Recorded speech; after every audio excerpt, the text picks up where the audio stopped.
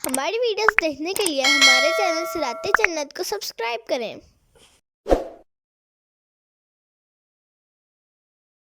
يا أيها الذين آمنوا لا ترفعوا أصواتكم فوق صوت النبي ولا تجهروا له بالقول كجهر بعضكم لبعض أن تحبط أعمالكم وأنتم لا تشعرون۔ اے ایمان والوں، اپنی آوازیں نبی کی آواز پر اونچی نہ کرو اور ان کے حضور زیادہ بلند آواز سے کوئی بات نہ کہو، جیسے ایک دوسرے کے سامنے بلند آواز سے بات کرتے ہو کہ کہیں تمہارے اعمال برباد نہ ہو جائیں اور تمہیں خبر نہ ہو۔ تفسیر صراط الجنان۔ اس آیت مبارکہ میں بھی اللہ تعالیٰ نے ایمان والوں کو اپنے حبیب صلی اللہ تعالیٰ علیہ وآلہ وسلم کے دو عظیم آداب سکھائے ہیں۔ پہلا ادب یہ ہے کہ اے ایمان والوں، جب نبی کریم صلی اللہ تعالیٰ علیہ وآلہ وسلم تم سے کلام فرمائیں اور تم ان کی بارگاہ میں کچھ عرض کرو تو تم پر لازم ہے کہ تمہاری آواز ان کی آواز سے بلند نہ ہو، بلکہ جو عرض کرنا ہے وہ آہستہ اور پست آواز سے کرو۔ دوسرا ادب یہ ہے کہ حضور اقدس صلی اللہ تعالیٰ علیہ وآلہ وسلم کو ندا کرنے میں ادب کا پورا لحاظ رکھو، اور جیسے آپس میں ایک دوسرے کو نام لے کر پکارتے ہو اس طرح نہ پکارو، بلکہ تمہیں جو عرض کرنا ہو وہ ادب و تعظیم اور توصیف و تکریم کے کلمات اور عظمت والے القاب کے ساتھ عرض کرو، جیسے یوں کہو یا رسول اللہ صلی اللہ تعالیٰ علیہ وآلہ وسلم، یا نبی اللہ صلی اللہ تعالیٰ علیہ وآلہ وسلم، کیونکہ ترک ادب سے نیکیوں کے برباد ہونے کا اندیشہ ہے اور اس کی تمہیں خبر بھی نہ ہوگی۔ مفسرین نے اس آیت کے شان نزول کے بارے میں مختلف روایات ذکر کی ہیں، ان میں سے چند یہ ہیں۔ حضرت ابن ابی ملیکہ رضی اللہ تعالیٰ عنہ فرماتے ہیں، دو بہترین حضرات ہلاک ہونے کے قریب جا پہنچے تھے۔ ہوا یوں کہ حضرت ابو بکر صدیق اور حضرت عمر فاروق رضی اللہ تعالیٰ عنہما نے نبی کریم صلی اللہ تعالیٰ علیہ وسلم کی بارگاہ میں اس وقت اپنی آوازیں اونچی کر دی تھیں جب بنو تمیم کے سوار بارگاہ رسالت میں حاضر ہوئے تھے۔ ان میں سے ایک صاحب نے بنی مجاشع کے بھائی کی طرف اشارہ کیا کہ انہیں ان کی قوم کا حاکم بنا دیا جائے، اور دوسرے نے ایک اور شخص کی جانب اشارہ کیا۔ حضرت ابو بکر رضی اللہ تعالی عنہ نے حضرت عمر رضی اللہ تعالی عنہ سے کہا، آپ یہ کہہ کر میری مخالفت کرنا چاہتے ہیں؟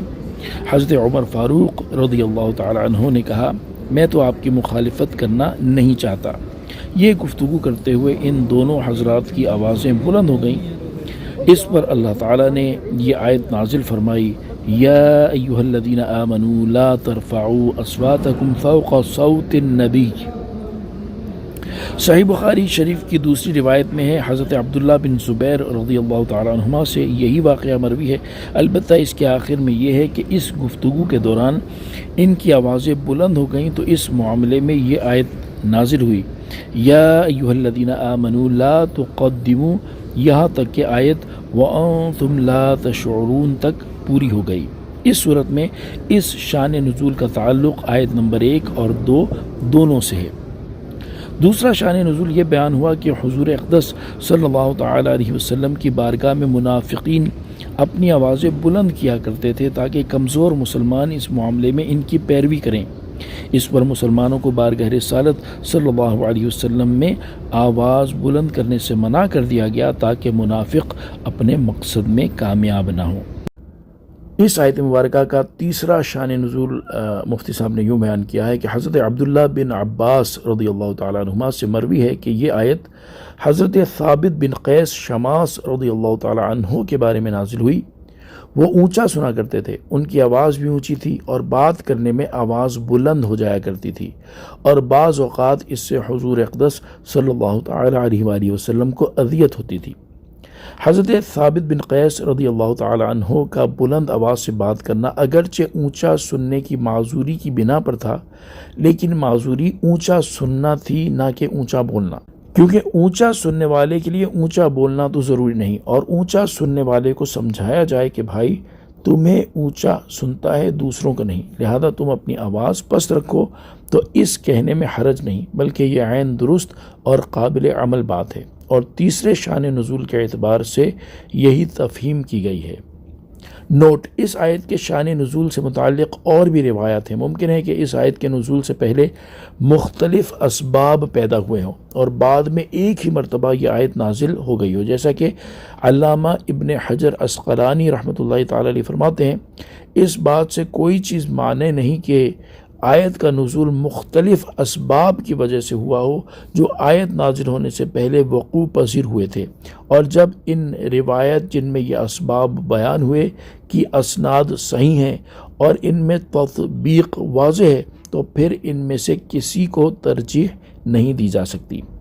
نیز یہ بھی ضروری نہیں کہ صحابہ کرام علیہم رضوان سے کوئی بے ادبی سرزد ہوئی ہو جس پر انہیں تنبیہ کی گئی ہو۔ عین ممکن ہے کہ پیش بندی کے طور پر انہیں یہ آداب تعلیم فرمائے گئے ہوں اور بے ادبی کی سزا سے آگاہ کیا گیا ہو۔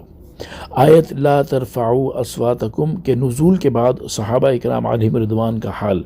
جب یہ آیت مبارکہ نازل ہوئی تو صحابہ کرام علیہم رضوان بہت محتاط ہو گئے اور تاجدار رسالت صلی اللہ تعالی علیہ وسلم سے گفتگو کے دوران بہت سی احتیاطوں کو اپنے اوپر لازم کر لیا تاکہ آواز زیادہ بلند نہ ہو جائے۔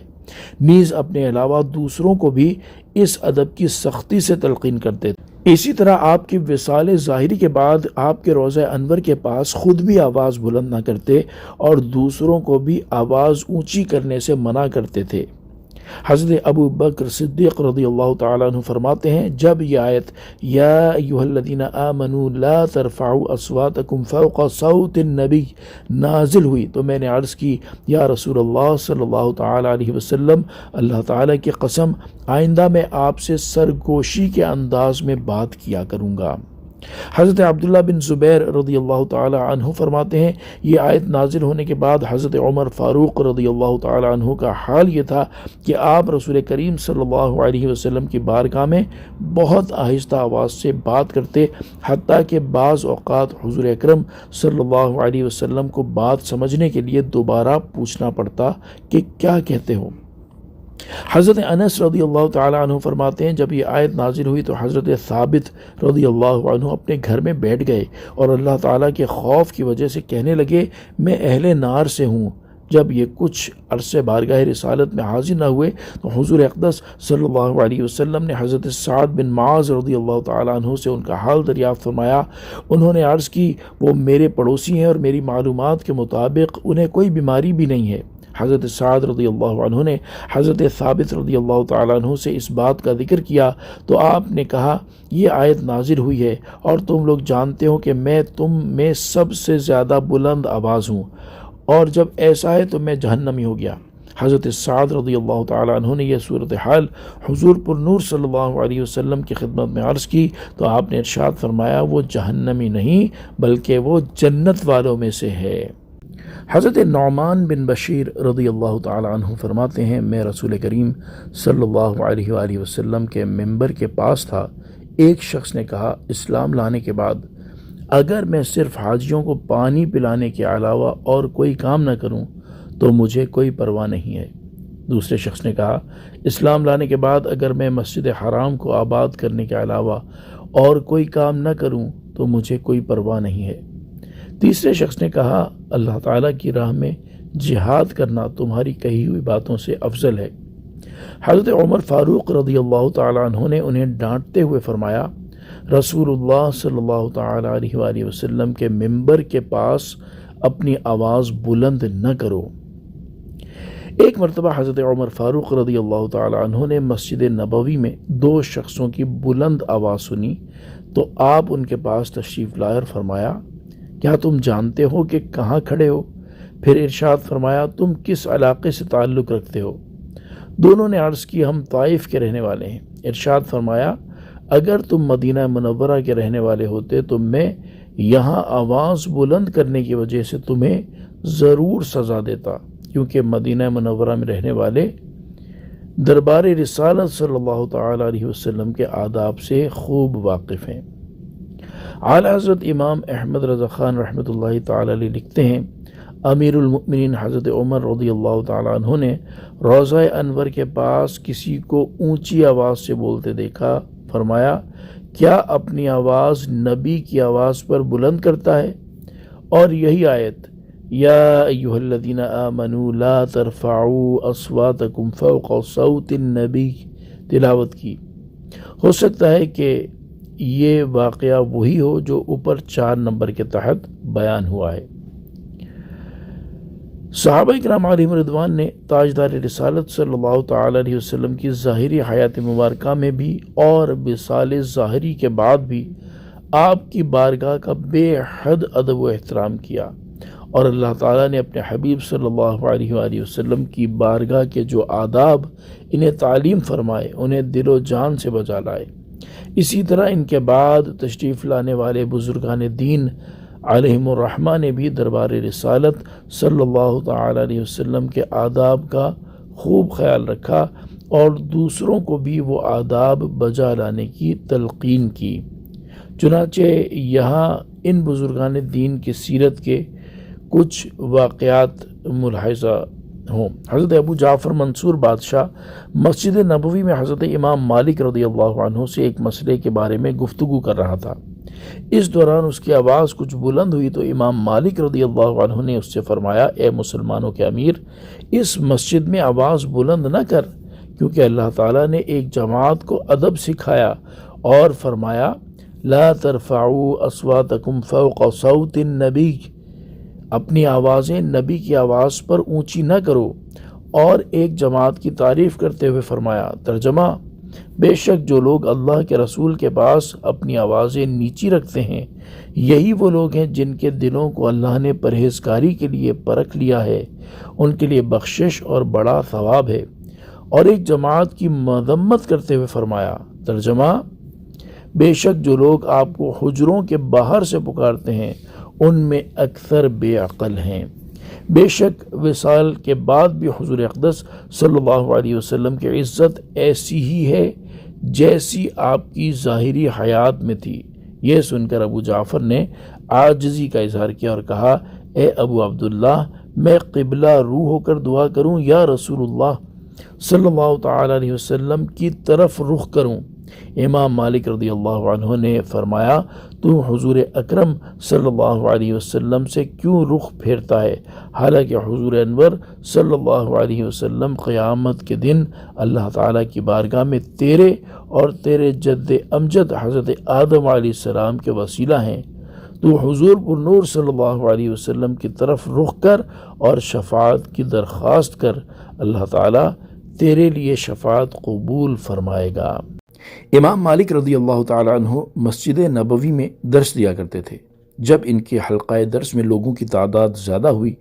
تو ان سے عرض کی گئی، آپ ایک آدمی مقرر کر لیں جو آپ سے حدیث پاک سن کر لوگوں کو سنا دے۔ امام مالک رضی اللہ تعالی عنہ نے فرمایا، اللہ تعالیٰ ارشاد فرماتا ہے، یا ایہا الذین آمنوا لا ترفعوا اصواتکم فوق صوت النبی، اے ایمان والوں، اپنی آوازیں نبی کی آواز پر اونچی نہ کرو۔ اور رسول کریم صلی اللہ تعالی علیہ وسلم کی عزت و حرمت زندگی اور وفات دونوں میں برابر ہے، اس لیے میں یہاں کسی شخص کو آواز بلند کرنے کے لیے ہرگز مقرر نہیں کر سکتا۔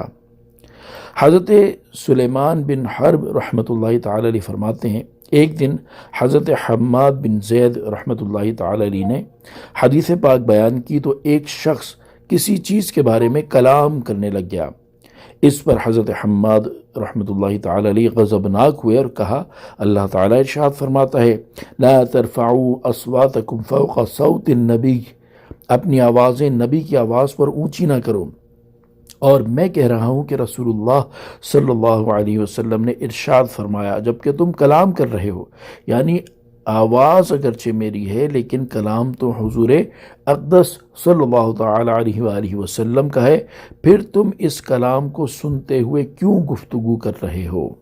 یہاں اس آیت سے متعلق 3 اہم باتیں ملاحظہ ہوں۔ نمبر 1، بارگاہ رسالت صلی اللہ تعالی علیہ وآلہ وسلم کا جو ادب و احترام آیت میں بیان ہوا یہ آپ کی ظاہری حیات مبارکہ کے ساتھ ہی خاص نہیں ہے، بلکہ آپ کی وفات ظاہری سے لے کر تا قیامت بھی یہی ادب و احترام باقی ہے۔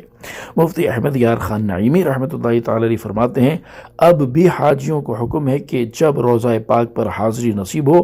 تو سلام بہت آہستہ کریں اور کچھ دور کھڑے ہوں، بلکہ بعض فقہائے کرام نے تو حکم دیا ہے کہ جب حدیث پاک کا درس ہو رہا ہو تو وہاں دوسرے لوگ بلند آواز سے نہ بولیں کہ اگرچہ بولنے والا یعنی حدیث پاک کا درس دینے والا اور ہے، مگر کلام تو رسول اللہ صلی اللہ علیہ وآلہ وسلم کا ہے۔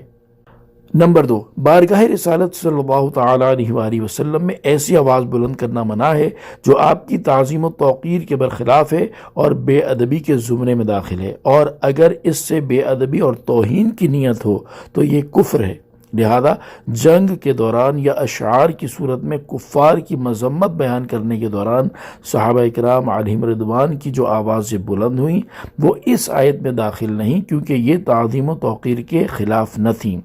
بلکہ بعض مقامات پر نبی کریم صلی اللہ علیہ وسلم کی اجازت سے تھیں۔ اسی طرح آذان کے وقت جو آواز بلند ہوئی وہ بھی اس میں داخل نہیں، کیونکہ آذان ہوتی ہی بلند آواز سے ہے۔ نمبر 3،